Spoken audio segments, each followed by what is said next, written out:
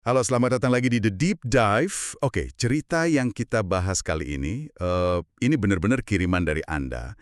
Dan ini salah satu yang paling detil dan personal yang pernah kita bedah. Ngerinding sih bacanya. Jujur, saya juga merinding.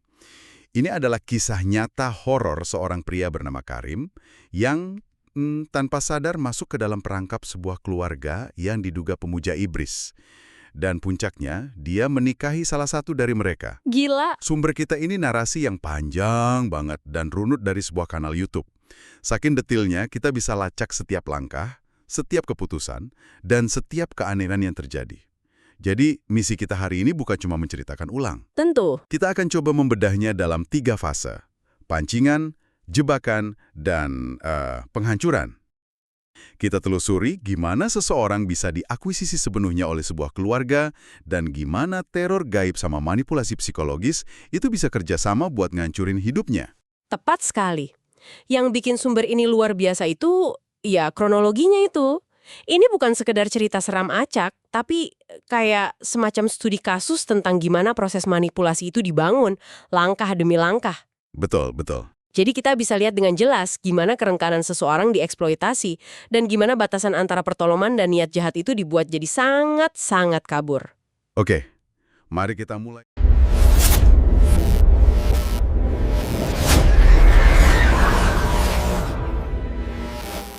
Dengan fase pertama, pancingan. Semua ini berawal dari sesuatu yang kedengarannya wajar. Karakter utama kita, Karim, dengar kabar kalau kakak iparnya Mbak Ana sakit parah. Sakitnya aneh gitu ya? Ya, penyakitnya aneh, nggak bisa dideteksi medis, jadi keluarga curiga ini santet. Setelah berbagai usaha gagal, mereka akhirnya dikenalin ke seorang penyembuh bernama Pak Juhuri dan putrinya Sri Melati. Nah, disinilah pancingan pertama dilempar. Oke. Karim, yang saat itu kerja jauh, tiba-tiba dapat video dari kakak iparnya. Dan isi videonya ini yang krusial. Betul. Videonya nunjukin ibunya Karim sendiri lagi kesurupan, dan dalam kondisi itu, ibunya terus manggil-manggil nama Karim, minta dia segera pulang. Coba bayangin posisi Anda, dapat video kayak gitu. Wah, itu bukan sekedar permintaan tolong loh. Itu adalah sebuah pemanggilan. Kata itu penting, mereka nggak minta, mereka memanggil lewat figur yang paling nggak bisa ditolak sama seorang anak. Ibunya sendiri. Iya, iya. Ini langsung mengubah dinamika kekuasaan sejak detik pertama. Karim nggak datang sebagai penolong dari posisi kuat, dia datang sebagai seseorang yang udah dipanggil. Dan secara nggak sadar, dia udah di posisi yang lebih lemah dan terikat secara emosional. Dia nggak punya pilihan lain kan? Jelas dia langsung berangkat ke Banten. Dan disinilah keanehan-keanehan kecil mulai muncul. Saat pertama kali ketemu, Karim ngerasa Sri Melati, anak si penyembuh, natap dia dengan intens dan aneh banget. Waktu Karim coba salaman, Sri Melati malah salah tingkah. Sementara itu, kondisi Mbak Ana benar-benar parah. Kurus kering, pucat, dan kata Karim punya aura gelap. Dan panggungnya sudah disiapkan untuk pertunjukan penyembuhan. Tepat, waktu diobati, Mbak Ana tiba-tiba ngomongnya ngelantur. Dia ngaku sekarang bisa lihat surga dan neraka, ngerasa dirinya suci, bahkan ngeklaim bisa melakukan perjalanan gaib ke Mekah bareng Sri Melati. Wah, ini Aneh banget. Bukannya sembuh, malah kayak ngalamin delusi. Ini adalah contoh klasik dari apa yang bisa disebut spiritual bypassing yang dijadiin senjata. Mereka nggak nyembuhin penyakitnya, tapi ngegantinya dengan delusi keagamaan yang bikin korban ngerasa terpilih dan istimewa. Oh, gitu ya. Ini jauh lebih bahaya, Kenapa? karena korban nggak merasa diserang, mereka merasa tercerahkan, mereka merasa spesial. Ini red flag utama dalam praktek spiritual apapun. Ketika solusi yang ditawarkan bukan kesembuhan, tapi status spiritual yang eksklusif dan aneh. Korban jadi bergantung, bukan mandiri. Pancingannya berhasil. Karim dan keluarganya jadi percaya. Oke, pancingan sudah di tangan, sekarang kita masuk fase kedua, jebakan. Di sini, semua kekuatan dikerahkan buat bikin Karim nikah sama Sri Melati. Direkayasa ya. Banget. Awalnya, ibu Karim yang tadinya keras banget ngelarang Karim nikah sama wanita Sunda, entah kenapa tiba-tiba nyabut larangan itu. Seolah-olah alam semesta ngerestuin Sri Melati. Pertahanan pertama dari keluarga udah ditembus tuh. Larangan adat atau keluarga yang kuat seringkali jadi benteng terakhir. Pas benteng itu runtuh secara misterius, korban bakal ngerasa ini emang takdir. Dan kemudian mereka mulai pakai teror. Di kosan Karim, tiba-tiba muncul banyak banget belatung. Bukan cuma di depan pintu, tapi juga di dalam kamar mandi yang selalu tertutup, rapat, dan bersih. Nggak ada sumbernya. Nggak ada bangkai, nggak ada apa-apa. Murni teror gaib yang nggak bisa dijelasin logika. Nah, di sini kita lihat taktiknya. Ini gerakan menjepit psikologis. Dari satu sisi, ada tekanan halus dan positif. Restu ibu yang tiba-tiba datang. Dari sisi lain ada teror gaib. Karim dibuat merasa rentan dan butuh perlindungan. Dan satu-satunya perlindungan yang dia kenal. Tentu saja keluarga Pak Jahuri. Puncaknya, Mbak Anah kesurupan lagi dan kali ini dia ngeluarin wangsit. Supaya hidup Karim sukses dan selamat, dia harus nikahin Sri Melati. Semua orang, terutama kakak iparnya Mas Fahri, langsung dorong Karim buat deketin Sri. Ini kan kerasa banget, diatur. Apalagi kalau kita lihat latar belakang Pak Jahuri yang diungkap di sumber ini. Nah, ini dia kuncinya. Ternyata, Pak Jahuri ini punya rekam jejak yang buruk. KDRT, judi, main perempuan. Bahkan keputusannya jadi ahli spiritual itu ditentang keras sama ulama-ulama terkemuka di daerahnya. Karena dianggap nyimpang dari syariat Islam. Sangat umum. Latar belakang Pak Jahuri itu mengkonfirmasi kalau motivasinya bukan keimanan, tapi kekuasaan dan keuntungan pribadi. Wangsit dari mulut orang kesurupan itu jadi alat legitimasi yang sempurna. Siapa yang berani nentang, ya? Betul. Siapa yang berani nentang perintah goib? Ini cara buat membypass semua proses normal perkenalan, pacaran, persetujuan keluarga, dan langsung ke tujuan akhir. Mereka nggak bangun jembatan, mereka meledakkan semua jalan lain kecuali jalan yang mereka mau. Jebakannya makin rapat. Proses lamaran dan nikah pun dipaksain cepat banget. Pas akad lamaran, keluarga Karim, termasuk ayahnya, ngerasa kayak kena sirap atau hipnotis gaib. Mulutnya kayak kekunci gitu ya? Iya, mereka sadar ini terlalu cepat, tapi nggak bisa nolak. Cuma kakak Karim, Bayuli, yang sempat protes karena punya firasat buruk, tapi suaranya kalah. Sirap di sini fungsinya itu buat melumpuhkan fungsi eksekutif otak. Kemampuan buat mikir kritis, nimbang risiko, dan ngelindungin keluarga itu dinonaktifkan sementara. Jadi proses akuisisi berjalan mulus. Dan yang paling bikin merinding, setelah lamaran diterima, sikap Sri Melati berubah 180 derajat. Oh iya, dari yang tadinya pemalu, dia jadi sangat berani, bahkan agresif secara fisik ke Karim. Padahal mereka belum sah nikah. Ini yang saya sebut momen topeng terbuka. Setelah target terikat secara resmi, dia nggak perlu lagi pura-pura. Energi yang tadinya buat memikat, sekarang dialihkan buat mendominasi. Perubahan drastis ini tanda bahaya yang sangat jelas. Jebakannya sudah berhasil. Benar. Pernikahan pun terjadi. Dan disinilah kita masuk ke fase ketiga dan terakhir. Penghancuran. Jebakan itu kini berubah jadi penjara, dan manipulasi berubah jadi perang terbuka. Terornya nggak lagi halus, tapi brutal. Oke. Waktu malam pertama, dan setiap kali mereka berhubungan suami istri, Karim ngaku sering lihat wajah Sri Melati berubah-ubah. Kadang jadi tua, kadang jadi sangat menyeramkan. Ini fenomena yang menarik. Dari sisi supranatural ya jelas ini manifestasi jin atau wujud aslinya. Tapi kalau kita coba lihat dari sudut pandang psikologis juga, ini bisa jadi cerminan dari kognitif dissonance yang ekstrim. Maksudnya? Otak Karim itu lagi perang hebat.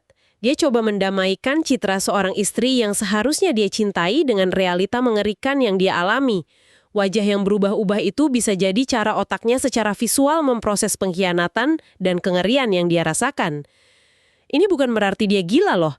Ini berarti otaknya lagi nampilin data yang sebenarnya. Apapun penjelasannya, itu mengerikan. Dan perang ini nggak cuma ke Karim, keluarganya juga diserang. Pas acara nikahan, keluarga Karim diperlakukan kayak tamu nggak diundang. Dan yang paling parah, kakak Karim yang lain, Mbak Ihah, tiba-tiba lumpuh total setelah diobati sama Pak Jahuri. Wow, ini eskalasi yang luar biasa. Iya kan? Ini bukan lagi soal ngendaliin Karim. Tentu, ini tentang isolasi sistematis. Mereka nggak cuma mau punya Karim, mereka mau mutus semua jalur bantuannya, semua support sistemnya. Dengan melumpuhkan Mbak Iha, mereka ngirim pesan yang kuat banget ke keluarga Karim. Kami bisa nyakitin kalian kapan aja, jangan ikut campur. Dan belakangan, setelah diperiksa ahli spiritual lain, terungkap kalau kelumpuhan Mbak Iha itu justru disebabkan guna-guna yang dikirim sama Pak Jahuri sendiri. Nah, di situ nggak ada lagi ambiguitas, niat jahatnya sudah terbukti. Bukti-bukti fisik juga mulai muncul. Keluarga Karim nggak sengaja nemuin sajen. Terus di kamar mandi ada keris dibungkus kain putih di atas baskom kembang 7 rupa. Bahkan Adik perempuan Karim lihat penampakan pocong di kamar mandi itu. Makin jelas ya. Puncaknya adalah kesaksian adik laki-laki Karim, Ari. Dia yang nginap, jadi saksi mata langsung. Dia nggak sengaja lihat Pak Jahuri lagi ritual komat kamit di depan sosok makhluk hitam besar bertanduk. Wow. Terus pas mau pulang, dia lihat kuntilanak duduk santai di atas atap rumah. Ini kan konfirmasi visual dari pihak ketiga. Kesaksian Ari ini krusial banget. Ini memvalidasi semua yang selama ini cuma dirasain atau dicurigain sama Karim. Ini bukti dari luar lingkaran korban yang mengkonfirmasi adanya praktik pemujaan. Tujuannya makin jelas ya. Betul. Tujuannya buat nyerap Karim sepenuhnya ke dalam kultus mereka, kemungkinan besar buat dijadiin penerus. Dan bener aja, pas acara akikah anak Karim, Pak Jahuri secara terbuka maksa Karim jadi penerusnya. Di situ ada pertengkaran hebat. Keluarga Karim di acara itu diperlakukan kayak pembantu. Pas dikonfrontasi, Sri Melati dan ibunya pura-pura kesurupan.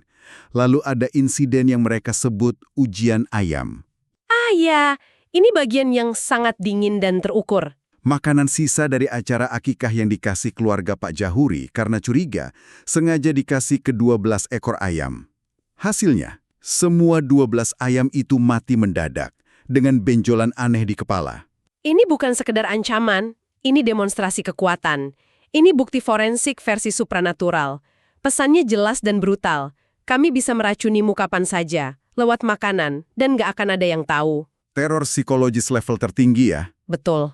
Tapi, yang akhirnya bikin Karim patah dan jadi titik baliknya itu bukan semua teror gaib itu. Tapi justru sebuah tindakan kejam yang sangat manusiawi. Oh ya? Waktu mereka pulang ziarah, Sri Melati dan keluarganya dengan tega ngebiarin Karim dan putrinya yang masih balita kehujanan deras naik motor, sementara mereka semua nyaman dan kering di dalam mobil. Astaga. Momen itu, kata Karim, menghancurkan hatinya. Ini titik balik yang sangat penting secara psikologis. Setelah serangkaian teror gaib, justru tindakan kekejaman emosional yang murni inilah yang mematahkan segalanya. Kenapa?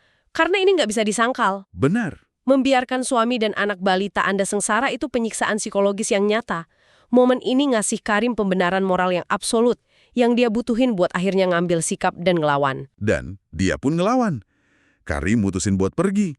Tentu saja, Sri Melati dan keluarganya marah besar. Dalam konfrontasi terakhir, semua kepura-puraan berakhir. Pak Jahuri teriak, dan ini pengakuannya. Aku yang sudah mengguna-guna semua keluarga kamu. Deklarasi perang terbuka itu. Dia bahkan ngancam Karim pakai golok dan ngusir dia malam itu juga. Dengan mengusir Karim, Pak Jahuri secara efektif melepaskan satu-satunya aset yang coba dia kendalikan. Dan ini memicu fase pembalasan yang lebih brutal. Benar sekali. Setelah pengusiran itu, dampaknya ngeri. Pak Jahuri nyebarin fitnah kalau Karim nyuri uang ratusan juta dan sertifikat rumah. Menghancurkan reputasi. Ya, sementara itu keluarga Karim di Cilegon diserang habis-habisan secara gaib. Ada yang muntah darah, kesurupan massal, dan ayah Karim bahkan lihat langsung penampakan pocong di kamarnya pas lagi sholat Isya. Ini taktik bumi hangus.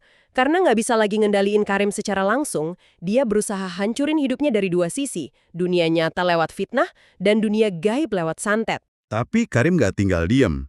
Dia mulai berjuang, datangin beberapa ulama dan kiai yang bener di Banten. Dari mereka, dia dapat konfirmasi kalau Pak Jahuri emang dukun palsu. Modusnya ketahuan ya? Betul, modusnya itu nempelin jin ke pasiennya, biar mereka ngerasa sembuh sesaat, terus kambuh lagi, dan balik lagi berobat. Karim sendiri juga ngalamin teror pribadi, diikutin bayangan, ditindih pas tidur, dan lihat berbagai penampakan. Perjalanan Karim nyari bantuan spiritual yang tulus ini adalah fase perlawanannya. Ini bukan lagi tentang lari, tapi tentang bangun pertahanan dan merebut kembali kendali atas hidup dan imannya. Kisah dalam sumber ini berakhir dengan Karim yang akhirnya nerima surat gugatan cerai dari Sri Melati. Tapi meskipun secara hukum udah pisah, teror dari keluarga itu katanya belum sepenuhnya berhenti. Belum selesai ya? Dan yang paling tragis, sampai narasi ini dibuat, Karim belum bisa ketemu sama putrinya Zidna. Dia terlalu takut buat datengin rumah Pak Jahuri, khawatir bakal micu perang yang lebih besar lagi. Jadi urusannya belum selesai. Wow. Jadi apa artinya semua ini? Kita baru aja ngikutin sebuah perjalanan yang luar biasa mengerikan. Dari permintaan bantuan sederhana, jadi pertempuran spiritual yang terdokumentasi dengan sangat rinci. Yang paling menonjol di sini adalah gimana cerita ini jadi studi kasus sempurna tentang perpaduan manipulasi psikologis dan horor supranatural. Kendali keluarga Jahuri itu nggak cuma dibangun lewat guna-guna. Tapi juga, Kekuatan utama mereka itu kemampuan buat ngeksploitasi emosi manusia yang paling dasar. Rasa tanggung jawab seorang anak, rasa bersalah, harapan, dan cinta. Pernikahan itu sendiri adalah jebakan utamanya. Sebuah kontrak yang ngikat dia nggak cuma secara hukum, tapi juga secara spiritual. kisah ini benar-benar ninggalin banyak banget pertanyaan buat kita semua. Tepat. Dan ini memunculkan satu pertanyaan penting buat Anda renungkan. Dalam situasi di mana logika seolah nggak berlaku dan kejadian-kejadian aneh terus numpuk, gimana seseorang bisa bedain antara fenomena spiritual yang asli, manipulasi psikologis yang rumit, atau bahkan gangguan mental akibat tekanan ekstrim?